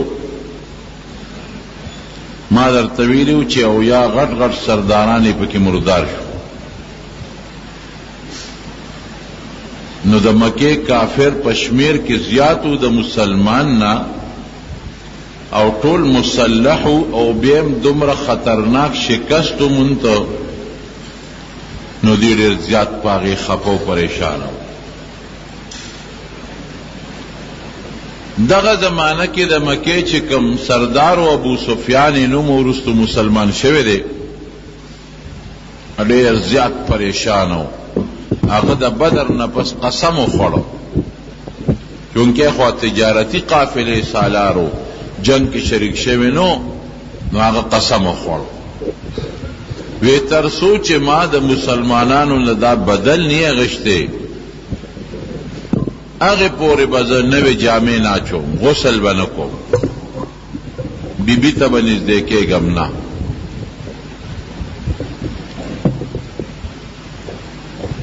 او بل دو چې زنانو به د سړو ته د کافرانو سردارانو خاوندانو ته پیغورونه اچول بے خوندو تاسو زر کسان به مسلمانان 314 هغې سره وسله نه او تاسو ټول مسلح وی او بیم د نه یو نیوله او یا در کې مردار کړل او تختې دی دا پیغورونه به یې ورکړو تاسو بنګړي به اچولي وکړ تاسو خو سړي نه ښځو به هر خاون له پیغور ورکو ته څنګه ډوډۍ خورې ته څنګه وبس کې تاله شرم نه راځي شرمېږې نه حیا نه درځي نو که لوی لوی سرداران او یا کسه مردار شوي او چې کم د دې نه پس ابو جهل نه پس سردار شو هغه ابو سفیان دی هغه قسم کړی دی چې زه به تر هغې پورې جامه نوې نه اچوم لام بم بنا سر کې به ګومنځم نه وام تر څو چې ما بدل نه اغشتي نو یو میټینګ یې وکړ خپل منځ کې بل دا دی چې مسلمان سره جنگ وشو نو د دوی ټول پروګرام خو د شام په تجارت او مکه کې خو نه غله کېږي او نه پکې فصل کېږي نو د شام لار خو د مدینې شریفې سره په نږدې تېرېږي دغه تجارت لارم به بنده شوه بل یو لار د تجارت وه په عراق باندې شام ته خوا ډېره خطرناکه او ډېره اوږده وه نو دا لارم په دوی بنده شو تجارتي د ښځو پیغورونه هم دي لوی کافر هم ته سرداران هم مړه شو یو میټینګ یې وکړو میټینګ کې تجویزونه راتلل چې دوه خبرې دي یا خو به زو د خپل بدل باخلو او یا به ځان ختمو او یا به مسلمانانو سره جوړه کوو ځکه زمونږ د تجارت لار زمونږ اوس بنده ده دا موجوده غلبه څو ورځې پس ختمه شي څه به کوو یا به جوړه کوو په جوړه کې زمونږ بېعزتي را خو خپله بېعزتي به برداشت کوو او یا به خپل بدل او انتقام لو جنگ به کوو نو عرب خوی غیرتیان وی نه جوړه خو نه کو دی کې خو زمونږ بېعزتي ده چې او یاره لمړم کړل او یاره نه بام بوم تلل او د هغې پیسې رانه واخېستې او بیا به م جوړه کوو بس دا دویمه خبره به کوو چې جنګ کوو جنگ خو په پیسو کېږي او د مسلمانانو په کلي ورتلل دي نو بار میدان کې جنگ اساني او د چا په کلي کې وردی نو جنگ ګراني هغې له د وسلې ضرورت دی او د کسانو ضرورت دی نو د بدر چې کومه قافله وه د تجارت چې د کمې د وجې نه تاسو ته ما ویلي جنګ شوی و د هغې قافلې چې څومره ګټه وه وی دا نه تقسیمو دا ګټه به مونږ په جنګ ولګو په دې به ځان له جنګي سامان والو په دې فیصله وشو او په غیر چاپیره قبایلي علاقو باندې وګرځېدل او جړل به مرثیې به وې ځان له مرګري راغونډول چې مونږ ته خلک مونږ سره مرسته وکړي ته چا چې دوست وي وروره ما سره به ځې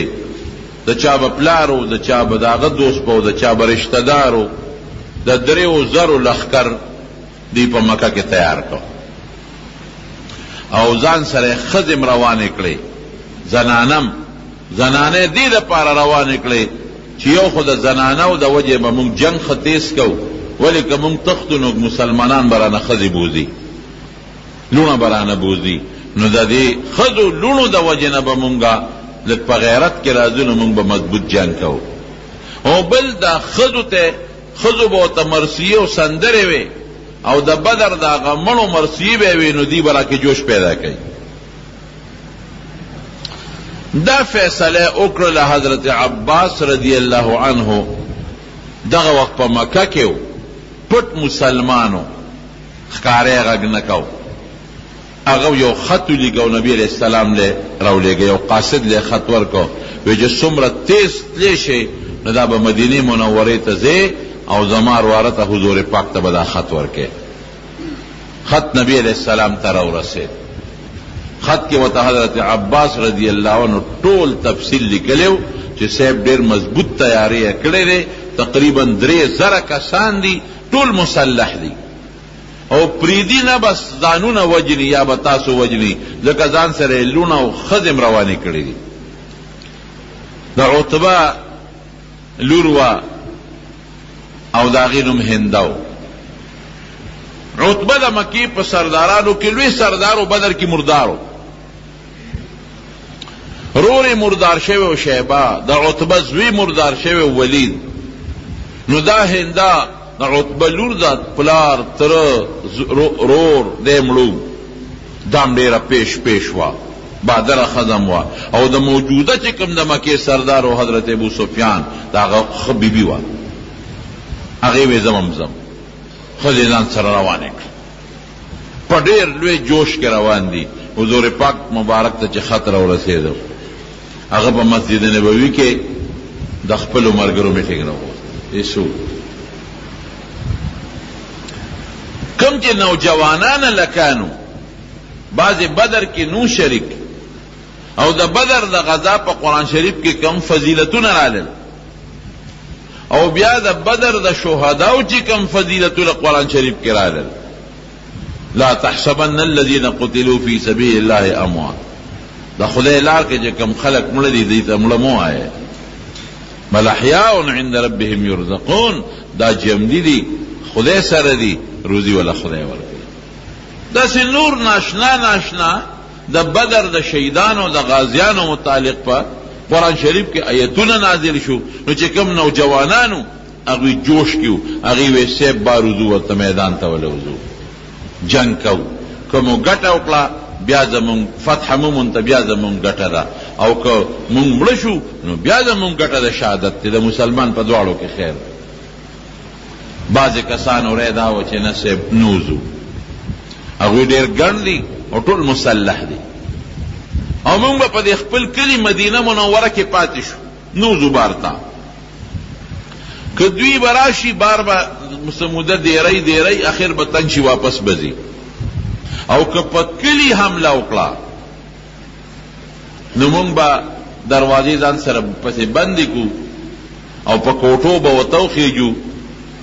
په غشو به هم اولو، په کاڼو به هم اولو، دلته به زمونږ ښځې په کاڼو اولي، زمونږ بچي به هم په کاڼو اولي، په خپله به وتښتي.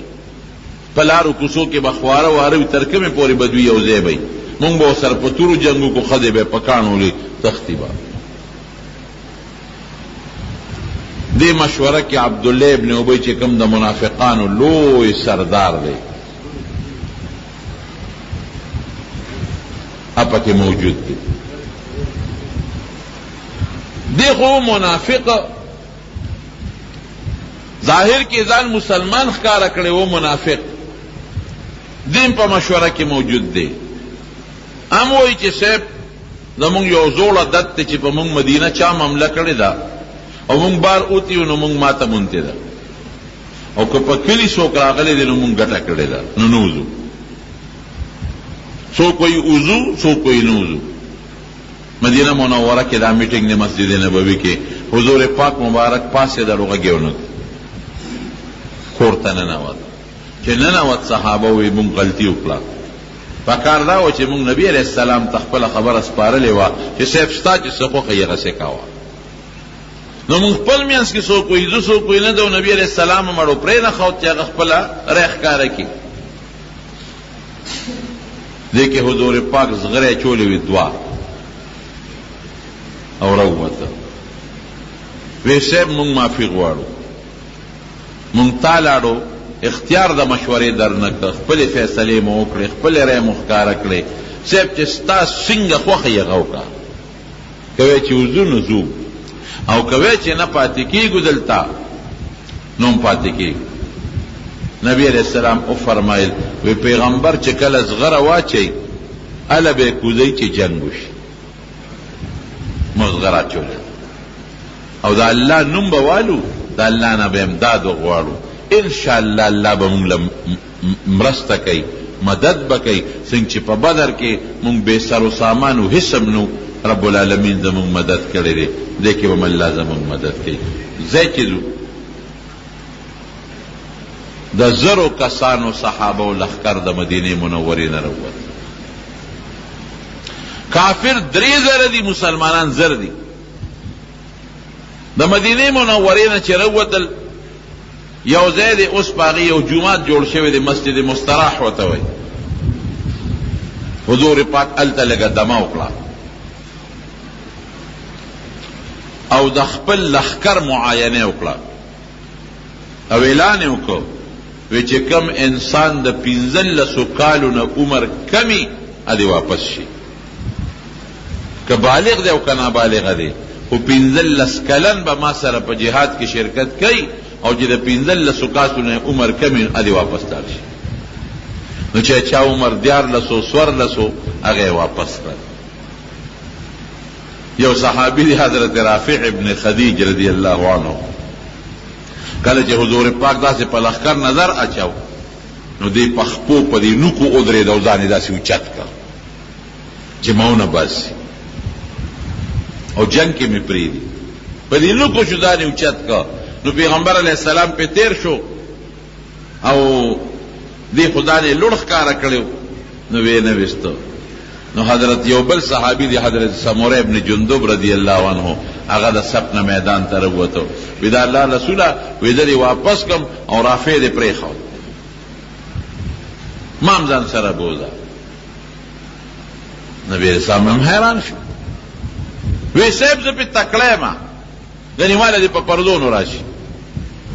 که زه یې راوپرځولم بیا دې دې زه به نه ځم، او که ما راوپرځو نو چې دې بوځې بیا ما ولې نه بوځې. نو حضور پاک د خوش طبیعتۍ د وجې نه دواړو ته ویره میدان ته شي، په پردونو ورشه.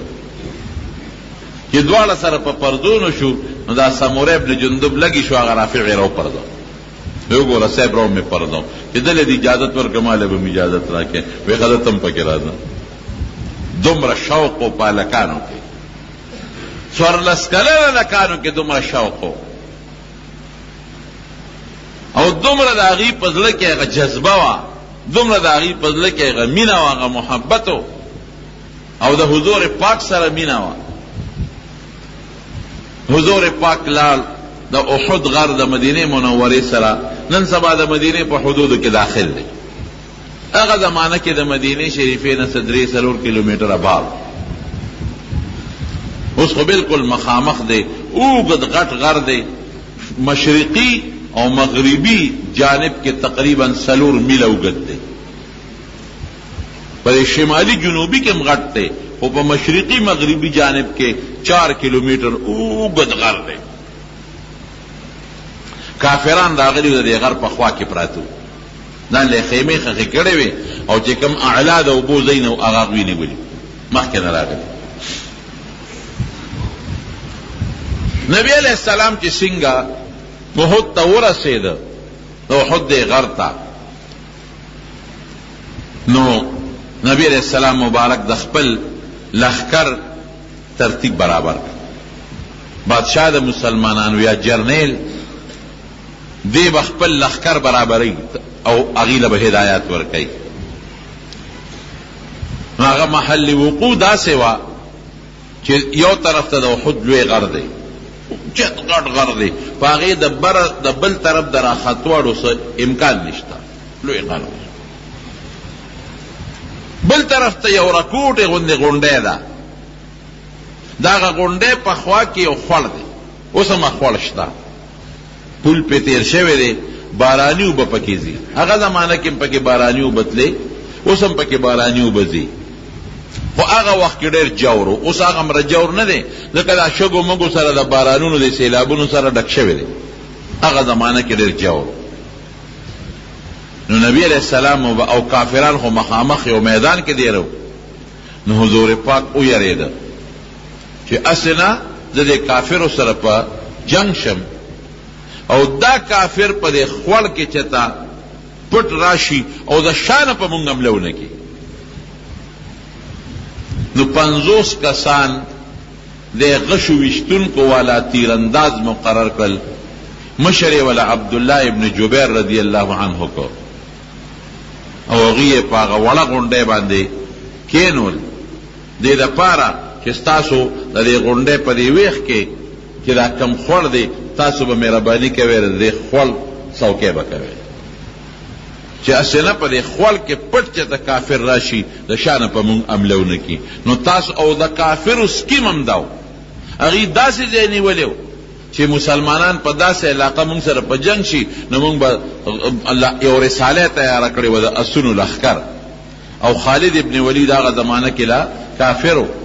هغه ولا مشر کړو، ورته وی چې ته به دا مهرباني کوې چې په دې خوړ کې به په اسونو باندې خپل لښکر بوځې، مسلمان به مونږ سره په جنګي نو شانه به راوخېږي نو په مسلمانانو به حمله وکړي.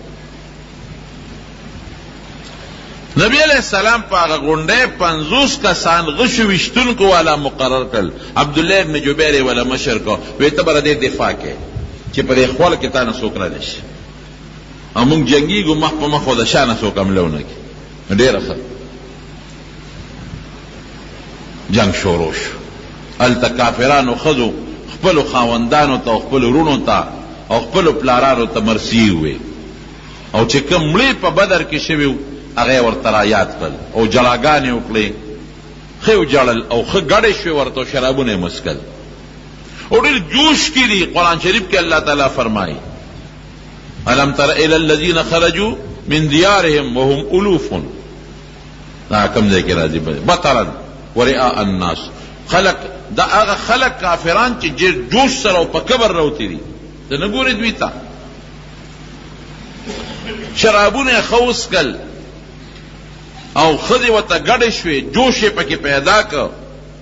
او سار وختي جنگ شروع شو. لومبې چې کله جنگ شروع شو الله د خپل وعدې مطابق مسلمانانو له فتح ورکړه. خو چې نبی علیہ السلام هغه 50 کسه مقررول، هغې کې چې کومې مشر و عبدالله ابن جبیر، نو هغه له هدایات ورکړل، ورته یې ویل تاسو به د دې غونډۍ نه بالکل نه کوزېږئ تر څو چې ما درته نه ویلې نو تاسو به دلته ناست یې، او وی که تاسو مونږ ولیدو چې مونږ فتح وموند ته بیا به هم نه کوزېږئ، او که مونږ شکستو مونږ ته بیا به هم نه کوزېږئ، او که تاسو مونږ ولیدو چې زمونږ غوښې مارغان تښتئ بیا به هم نه کوزېږئ، که مونږ ټول مړه شو غوښې مارغان تښتئ بیا به هم نه کوزېږئ، په دې غونډۍ به ناست شئ، دې نه به نه کوزېږئ. دا هدایات یې ورکړل. جنگ شروع شو. جنگ چې کله شروع شو نو لومبه جنگ کې به مبارزه کې راغی انفرادي جګړې به وي، باقي کې خدای پاک مسلمانانو لا بری ورکړي. دویش کافران پکې خدای مردار کړل. دویش ډېر شی دی چې دویش کافران مردار شو نو بس کافر خپې اوخوی دی په تښتېدو شو. نو چې سړی دروند دی نو منډه نشي والی، نو چې چا سره به توره وا به یې غورځوله منډه به یې واله، که چا سره نیزه وا به یې غورځولو منډه به یې واله. بس مسلمانان خو پوه شو چې کافر خو وتښتېدل، څوک غر ته ختېدل، څوک اخوا تښتېدل. نو مسلمانان لګیا شو غنیمتونه یې راغونډول، هغه تورې هغه نیزې د دوی نه چې کم مال پاتې شو امال راغونډئ.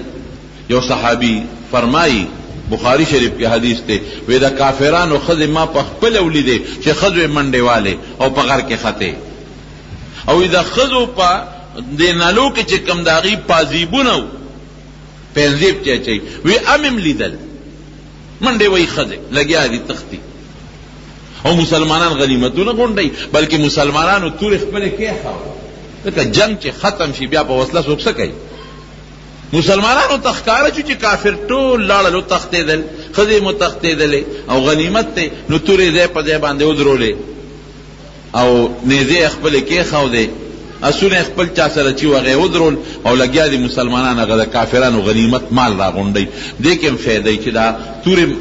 راغونډې کو هسې نه بیا جنګ شروع شي نو چې مال خو زموږ په قبضه کې ګل. په غونډۍ چې کم 50 کسان مقرر هغه خپل مشر ته وی عبدالله ابن جبیر ته په کوزیږو غنیمت با مونږ هم راغون کو. مشر ورته وی ولې تاسو ته د حضور پاک خبره نه ده یاده چې نه به کوزیږي؟ هغه وی بالکل ویلې دي خو د جنگ کې کنه جنگ اوس ختم شو، بس دلته سره اختلاف د دواړو جوړ شو. دی ورته وی نه جنگ او غیر جنگ خبره نشتا، خو چې ترسو ماته نبی علیہ السلام نه ویلې زه خو نه کوزیږم. هغه نور ورته وی چې دا خبره خو حضور پاک کړې ده، بالکل یې کړې ده، خو د جنگ دوران کې به موږ نه کوزیږو. اوس خو جنگ ختم شو، تر قیامته پورې خو په دې غونډې نه یو ناسته چې بس موږ به همیشه ناست شو. هغه د صحابه لګیا دي غنیمتونه غونډئ، ښځې د کافرانو وتښتېدې، سړي لاړل وتښتېدل. نو جنگ ختم شو، نو چې جنگ ختم شو موږ په غونډۍ څه کوو؟ موږ به هم څه غنیمت راغونډ کړو که نه؟ دا مشر ورته وایي چې که تاسو کوزیږئ کوشئ، ما ته خو چې ترڅو نبي علیه السلام نه ویلې زه نه کوزیږم. دې کې د هغوی سره خپل منځ کې لږ تو تو مې اختلاف راغی. 40 کسه ترې راکوشو، لس پاتې شو. خالد ابن ولید د لارې ځای نه اندازه واغېسته چې غونډۍ خو خالي ده. د دې نه مخکې د 2-3 اټیکه په دې خوړ کې کړي دي چې په دې خوړ کې به راشم د شانو په مسلمان حمله وکړم، خو دوی خو 50 کسه غشي ورسره وو، دوی به وتمبول او به تښتېدل.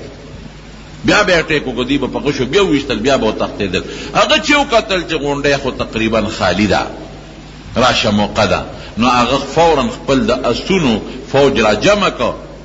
او په خوړ کې کوشو او را حمله شو. چې څنګه راورسېدل دې غونډۍ له، دوی په غشو بیا ګزارونه وکړل. خو اوس دې وخت کې خو دوی لس پاتې دي، 40 کو شوي دي، نو غشي کم وه پې ګڼو، نو خوند یې نه کو. نو دوی غریبانان ورپسې د غونډۍ نه کوشو. دوی ته خو پته وه چې که دا د اسونو لښکر په مسلمان ورغی، مسلمانان خو لګیا دي، بېغمه دي، تورې خودې دي، غشي خودې دي، نیزې خودې دي، سامان را غونډئ، خو دا ټول به دلول کی. نو دا خواران ورته کوشو په هغه خوړ کې او تورو سره ورته ودرېدل چې د خالد ابن ولید د اسونو لښکر منع کړي. اپې ګڼ و او پسې د اسونو نه راکوشو. جنګ وشو، دا 10 صحابه خو یې په هغه خوړ کې شهیدان کړل. 10 واړه خو لاړل شهیدان شو. چې دا 10 واړه شهیدان شو نو میدان ورته خالي و، د شا نه رالل او په اسونو سواره. دا په جنگ کې د دې پیاده فوج په نسبت ډېر بیا تکړه استه وسره نیزه راوسره توره ده دی خو ځان بچ کوي تختی اسغلول شي بل وجل شي مسلمانان لګیا دي هغې خو غریبانان وایي چې زمونږ د شانه په غونډۍ 50 کسان دي زمونږ دفاع کېږي هغې څه خبر دی چې 40 ټیکو شوي دی او 10 شهیدان شو هغې خو بېغمه دي چې غونډۍ باندې زمونږ ملګري زمونږ دفاع شته د شان اسم نشته تورې خودي دي او غنیمتونه غونډۍ دې وخت کې په د خالد ابن ولید د دې کافرو د اسونو دا فوج ورغې او شروع یې پې وکړه صحابه چې ګوري بس شهیدان کېږي یوم شهید کېږي بلم خدای دا څه شو دومره هیبت په صحابه راغی چې په یو بل یې غزارونه شروع کړل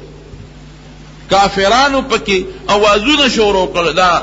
شیطانانو پکې چغې ووالې او داسې مو شوه چې عبدالله ابن قمیه یو کافرو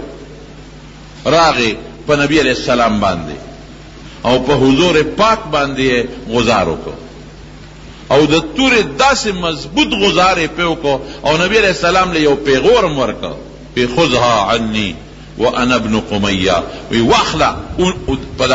دا توره دا غزار وی زه د قمیه زوی یم حضور پاک په تخیر کې اقمک الله خدای دې هلاک کا خو نبی علیہ السلام په دا مخ مبارک وو په توره باندې خو هغې د اوسپنې ټوپۍ په سر وه او د اوسپنې ټوپۍ کې د کړۍ وې د اوسپنې نو هغه کړو باندې توره ولګېدله او هغه کړی په دې مخ مبارک کې ورننوته دا مخامخ یو غاښ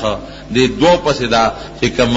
دریم غاښ دی دا نه دا څلورم غاښ د دوو پسې ښي طرف ته دا څلورم غاښ رباعي ښي طرف ته بره دا نیم مات شو ډکره شو او کړی په دې مخ مبارک کې پیوست شوه حضرت مصعب ابن عمیر رضی الله عنه دا د حضور پاک په شکل تقریبا برابر د زبردسته بهادري وکړه دې زر را مخکې شو او د هغې عبدالله ابن قمیه د تورو غزارونو ته ځان ور مخکې که حضور پاک یې بچ کړ خو شهید شو ولګېد ښه مضبوط او ابن قمیه هم په دقه سوچ راغلی و چې نبي علیه السلام به زه نن د منځه ختموم بس مصعب ابن عمر رضی الله عنه پې رامخکې شو ځان یې هغه تورو ته مخامخ کړ د هغه ټول غزارونه هغه په خپل ځان تېر کړل او لګېد ډېر زیات ولګېد نبی علیہ السلام صرف دغه یو غزار ولګېد باقي بچ شو اوس مصعب ابن عمر د حضور پاک په شکل و تقریبا شکل د هغه د حضور پاک لګېده یو بل سره او بل شیطان پکې یو چغه وواله چې نبی علیہ السلام ولګېده او ختم شو چې شیطان دا چغه وواله هلته مصعب ابن عمر پرېوت هم د حضور پاک په شکل او بیا چې سړی په ځمکه پرېوځي نو هغه ښکاري هم داسې پوره شکل نه ښکاري بس دې کې صحابه خپې وخوی دی او صحابه پکې شهیدان هم شو څوک داسې تخته او څوک داسې تخته او څوک غر ته تخته چا خو دا وکړل چې تورې بلکل وغورځولې او چې نبی علیہ السلام شهید شو نو زمونږ د ژوند نه څه فایده ده بس پرېږده چې مونږ هم مړه شو چا په یو طرف په منډه شو څوک په بل طرف په منډه شو او حضور پاک نه دا وینې ډېرې تیزۍ سره روانې دي ډېرې تیزې وینې ترې روانې دي تر دې حده پورې حضرت مالک ابن سنان رضی الله عنه راغی هغه وینې په ژبه سټلې وې چې دا ځمکې ته ونه رسېږي ویې څکلې حضور پاک ورته دا ونه وې چې دا وینه دې ونه څکولې وڅکله بدون کې وینه د عامو خلکو خو پلیته د حضور پاک خو پلیته نه پاکه ده او بیا نبی علیہ السلام ورته فرمایل چې مالکه د جنت زیری ورکړه چې ستا وجود ته زما وینه لاړه او کوم وجود کې چې زما وینه شامله شي د جهنم اور په حرام حضور پاک سو صحابي ته وی چې موچت کا دومره وینه دې لاړه دومره کمزور شو چې د اوچتېدو طاقت یې بیانو یو صحابي ته موچت کړي غلطه نو حضرت طلحه رضی الله عنه هغه ولوګه ورکړې ده او هغه غر ته بر اوچت کړی دی اوچتېدو کې څه مقصد اوچتېدو کې دا مقصد نو چې خلکو نه ځان بچ کم نه نه غر ته خو چې وختې خو په غشي ته باندې او په نظر خلکو ته خامخا مخ شوې دو مقصد یو مقصد دو چې دا خلق به ما وویني چې دی جم دی راغون بشي دا چې خلق وی نبی اسلام شهید شو نو ما به وویني دی به راغون شي او دویم دا چې د خپل مرګري لږ صحیح کم چې دا مرګري په کوم طرف لاړه مشر له پکارم دی چې جنگ کې خپل مرګري وویني نو چې څنګه اوچت شو او پاغه کې کېناست او خلکو ته چغې کړې یا عباد الله اے دا خدای بندگانو راجم شه نو صحابه اولیدو صحابه بیا راجم شو چرورو صحابه راجم کېږي بیا جنگ شروع شو دیکھ ابو سفیان راغی ابو سفیان د مکې د کافرو سردار مخامخ حضور پاک ته ودرېد دا هغه وخت چې صحابه منتشر شوي دي او لږه ډله پاتې را او د کافر لا هجوم دی نو لرې دی نه آواز وکړه فی القوم محمد صلی الله علیه وی محمد پکې جمع دی نبی علیہ السلام صحابه ته جواب مو ورکړ جواب چا ورنکړ یره وی دی خو مړ دی فی القوم ابن ابي قحافه وی په دې قوم کې ابو بکر جمع دی رشتہ حضور پاک په مور کوي جواب چې ورنکړ وی دی مړ دی وی افی القوم عمر بن حضرت عمر ټینګ نشو هغه جذباتی دی اے ابو سفیان د خدای دشمنه دا چې تا د چا نومونه واغشتل دا خدای تعالی جمدی پریخي دی دا مړ نه دی دیکھ ابو سفیان یو نعره بلند کړه اعلو هبل لکه مونږ وایو فلان کې زنده باد دا داغوی یو نعره و دا زنده باد هبل داغوی یو بوتو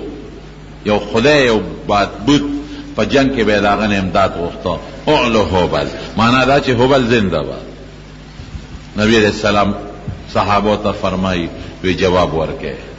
وی سیف سوا تا وایو وی تاسو اوایا چه اللہ اعلا و اجل وی اعلو هبل تاسو وی اللہ اعلا و اجل اذا من خدای دیر لویو صحابه وی په جوش سره الله اعلى واجل ابو سفیان بیا وی لنا العزا ولا عزا لكم زمون عزا خدای شتا عزا دا غوی بوتو او ستاسو دا خدای نشتا نبی علیہ السلام صحابه ته جواب ورکه وی سو وایو وی دا وی چې الله مولانا ولا مولا لكم خدای زمون مولا دی زمون کارساز دی زمون امدادگر دی ستاسو دغه امدادګر نشته بیا ابو سفیان یو आवाज وکړ وی علی وی تاسو په مړو کې مسلوینه ستاسو د باز مړو نه مونږ پوزې پرې کړې دي غوګونه پرې شوي دي شونډې پرې شوي دي مسله به ووینه وی دا ګورې ما نه دي کړې دا اډر ما نه دي ورکړې خپل فوج ته ځکه د مړو هتک خو دا بیکاره کار دی د جمدو سره مقابله کوه نو د مړو هتک دا خشی نه دی نو دا ما اډر نه دی ورکړی چې د مړو نه ستاسو د مړو نه مونږ دا پوزې پرې کړې دي خو ګورې خپم پې نه یم خپم پې نه نور اډر ما نه دی ورکړی او بیا وی الیوم ببدرین وی دا نن ورځ د بدر بدل مونږ واغېست والحرب سجال او جنگ خو د بورقې مثال دی په بورقه د کوي نه کله څوک اوبه راوباسي کله پې څوک اوبه راوباسي خو بدل مې د بدر واغېست چې دا خبره وکړه دی کې صحابه بیا راجمع شو دا خبرې کېدلې صحابه راجمع شو چې راجمع شو بیا جنگ شروع شو دوباره چې جنگ شروع شو نو بیا دا کافرو تښتېدل شکست د کافرو شو د مسلمان نه دی شوی بعض خلک وایي احد کې مسلمانانو شکست موندل نه نه شکست دې ته نه وایي شکست چې څوک میدان پرېږدي هغې ته شکست وایي چا چې غنیمت په لاس کې واخیست هغې ته ګټه وایي نو غنیمت مسلمان ګټلی دی میدان کافرو پرېښی دی تښتېدلی کافر دی نو فتح د مسلمان د کافر نه ده شوې خو صرف دومره ده چې مړي د مسلمان نه زیات شو د هغې هم ډېر مړی شو تقریبا 40 کسان یا 2 کسان د هغې مردار دي او یا کسان د مسلمانانو شهیدان شو مړي د مسلمان نه زیات شو بهادری صحابه پکې څونه ښکاره کړه او د حضور پاک سره د محبت او د مینې اظهار څومره شوی دی په دې جنگ کې چې هغه درته ووایم. د نبی علیه السلام د مخ مبارک کې چې دا کومه کړی کم وخت کې ننوته نو باید صحابه پریشان شو ډېر زیات. یو صحابي راغی حضور پاک ته د الله رسول خیر یې ورته هغه هم خیر یې شروع کړه ویستل الله رسول خیره ورته وکړه دې خلکو ته صرف دومره خبره د خولې مبارکې نه وتله وی لن یفلح قوم شجوا نبیه وی هغه قوم به چرتم کامیاب نشي چې د خپل پیغمبر زخمی کړ.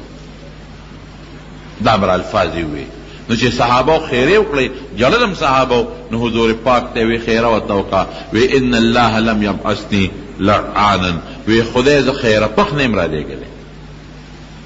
او په هغه وخت نبی علیہ السلام دا دعا وکړه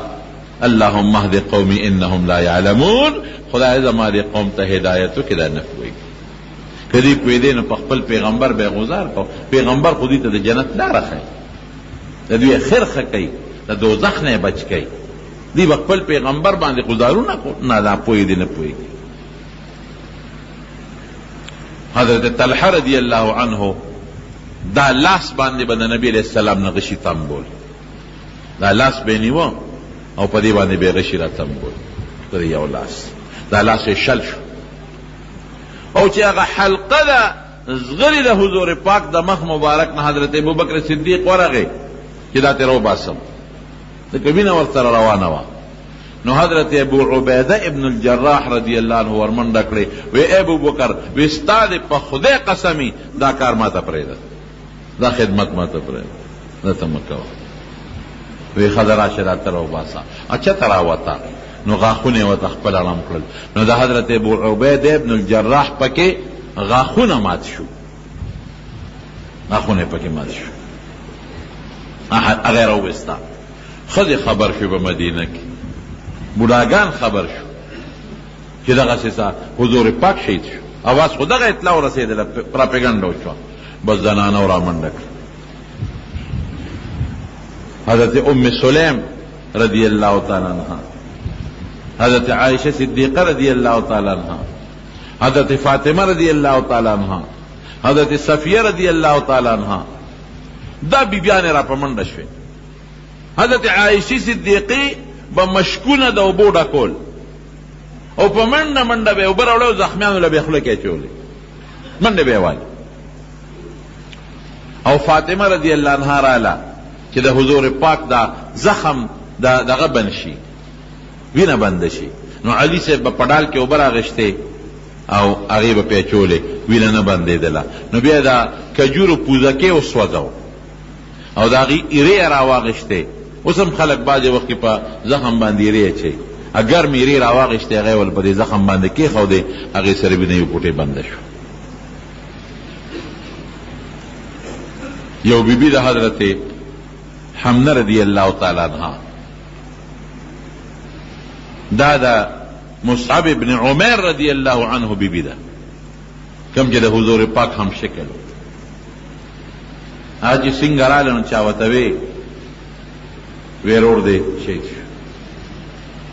وی انا لله و انا الیه راجعون چې لکه را مخکې شي ماما دې پکې شهید شو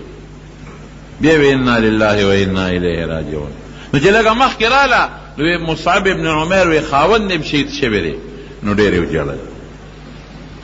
وی دا غم به اوس څوک برداشت کوي وی دا پرېږدی د حضور پاک څه حال دی وی نه نبي علیه السلام جمدی دی زه وی الحمدلله. یو بله بیبي د کلثوم بنت رافع د هغې عجیبه داستان دی چې څنګه راله چا وی خاوند شهید شو وی الحمدلله چې مخکې راله وی ورور دی شهید شو وی الحمدلله او وی د حضور پاک سال دی وی نه هغه جمدی دی. بل سړی وله مخې له راغی وی پلار دې شهید شوی دی وی د حضور پاک سال دی وی جمدی دی. بل وله مخې له راغی وی زوی دې شهید شو وی د نبی علیہ السلام څه حال دی وی جمدی دی. خاون پلار زوی رور خاون پلار زوی رور دا څلور کسانې شهیدان وی نبی علیہ السلام راته وښایه. نو حضور پاک د احد د غر غاړه کې هلته مخامخ ورله ودرېده. وی د الله رسوله چې ته مې جمدي ولیدې غمونه مې ټول ختم شو. بیبیانو کې دومره مینه وه. دا مصعب ابن عمیر رضی الله عنه او یو ورسره بل یو صحابي دی عبدالله ابن جحش، یو ورسره بل صحابي دی حضرت حمزه رضی الله عنهم. دا درې واړه صحابه یو دی دفن دي. څه نور شهدا هم پکې شته، خو یو لویه چاردیواري ده، په هغه چاردیوارۍ کې دننه دا درې واړه صحابه دفن دي. حضرت ابو طلحه وایي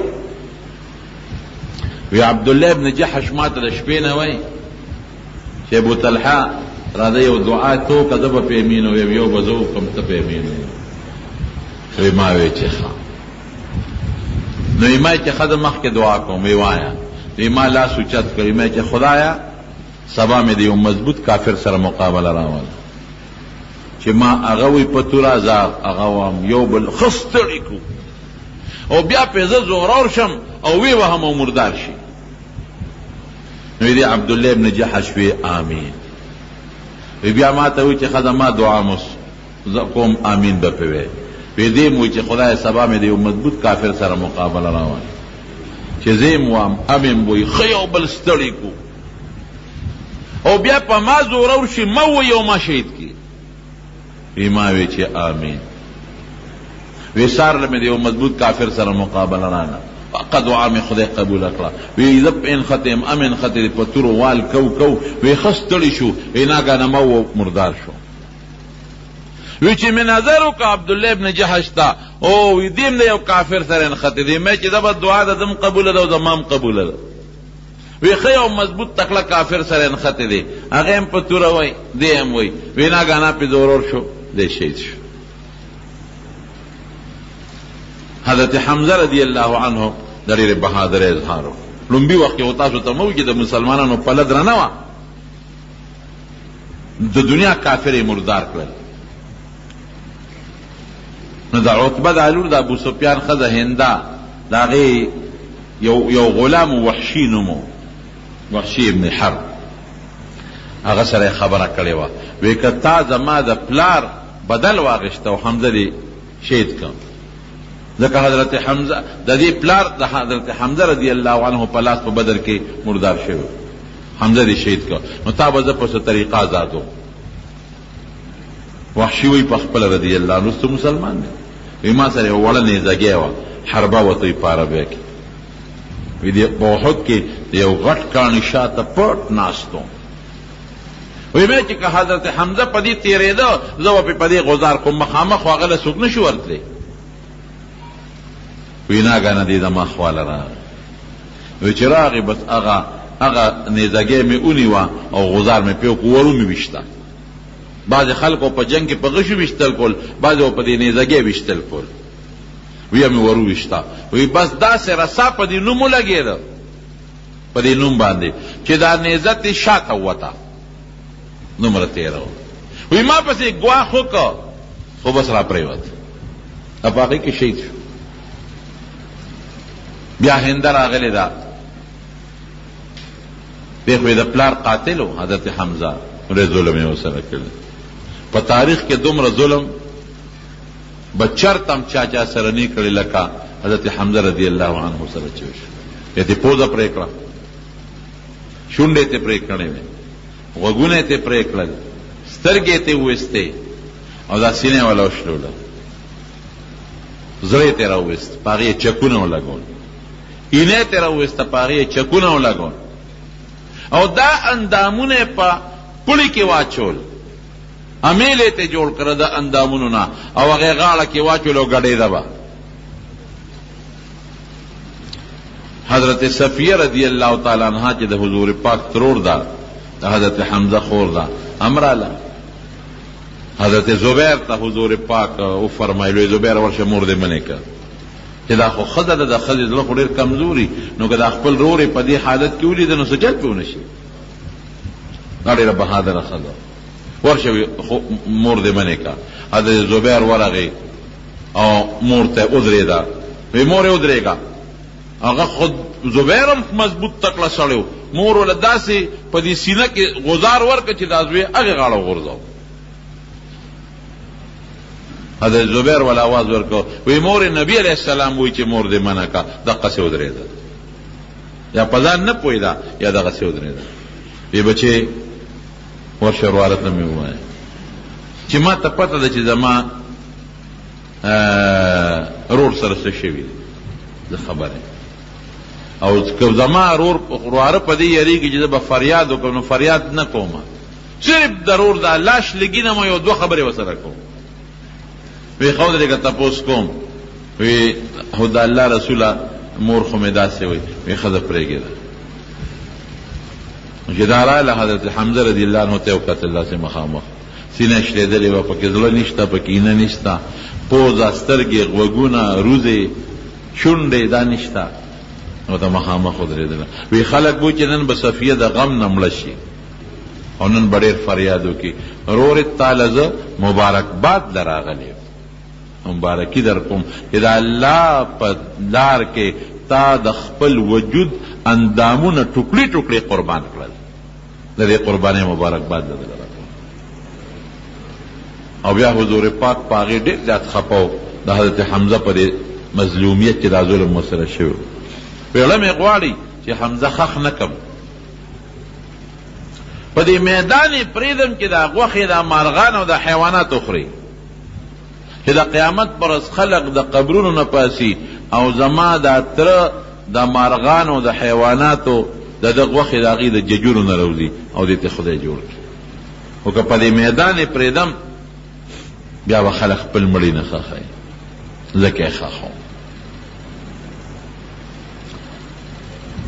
صحابو د ډېرې لوی بهادرۍ اظهار کړی دی، د ډېرې لوی بهادرۍ. په غزوه احد کې په وخت کم دی زما په خیال، نو باقي واقع به راته انشاءالله العزیز د صحابو د بهادرۍ په آینده جمعه کې انشاءالله العزیز بیان کوم که زندګي وي، او د دې واقعې چې کم مقاصد دي او کم اغراض دي او کم غرض دپاره مې شروع کړې ده هغه به انشاءالله درته آینده جمعه کې بیان کړم. دعا کې رب العالمین زموږ د خیر او د برکت زندگی نصیب کړي. نو خود چې کم شهدا دي الله تعالی ول لوی درجات ورکړي، خو موږ هم سوال کوو خدای پاک د جنت لوی درجات یې نصیب وګرځول. دغه صحابو د قربانو په برکت باندې دین موږ ته رسېدلی دی، خدای دا قربانۍ نصیب وکړي، هغه اجرونه ورکړي، او کم تکالیف چې د الله په لار کې دي تیر کړي د هغې اجرونه او برکتونه نصیب کړي. پروردګاره ته زموږ د دواړو جهانو خیر نصیب کړي. د حضور پاک راوړل شوي دین ټول امت کې خدای خور کړي، د فتنو، آفتونو، مصیبتونو په حفاظت او په امان کې وساتي. مردگانو ته دعا وکړئ چې تېر هفته کې بعضې کسان وفات شوي دي، نارینه او زنانه الله د ټولو مغفرت نصیب کړي. رب العالمین که څوک مریضان دي ته وله شفا ورکړي، روغ صحتونه وله ورکړي، د حاجتمندو حاجتونه پوره کړي، او که د چا یو بل سره روانې دشمنۍ طرفګنۍ وي هغه له په روغو باندې بدله کړي، په یو یو قدم مونږ له نیکۍ او اجرونه راکړي، او تم د دین او د دنیا د دواړو برکتونو خیریتونو نصیب وګرځولی کړي. اخر وخت کې په خپل دا کلمه نصیب کړي چې لا اله الا الله محمد رسول الله. ګرانو محترم اوریدونکو، د شیخ الحدیث مولانا محمد ادریس صاحب دا 560 نمبر کیسټ ډک شو. په دې کې تاسو د جنگ احد بیان واورېده. دا به تاسو ته پېښور ښار کې بیرون کچرې ګیټ اشرف روډ سره فقیر خان ناصر خان کیسټ هاوس کې د ناصر خان او حیدر خان سره ملاویږي. د دین علاوه د شیخ الحدیث مولانا محمد ادریس صاحب د هر جمعې تقریر به هم تاسو ته د دې دکان نه ترلاسه کیدی شي. ټلیفون نمبر دی 255 29 12. حضرت زید ابن حارثه رضی الله عنه دی د حارثه زوی دی او د مور او پلار نه چا تختولی. هغه زمانه کې چې به ماشوم او تختو نو خرڅاو به په یو بل د غلامان به خرڅېدل. شیخ ادریس په آواز سیرت النبی صلی الله علیه وسلم او د انبیاء واقعه د رسول لپاره چینل سبسکرایب کړئ. مسلم امه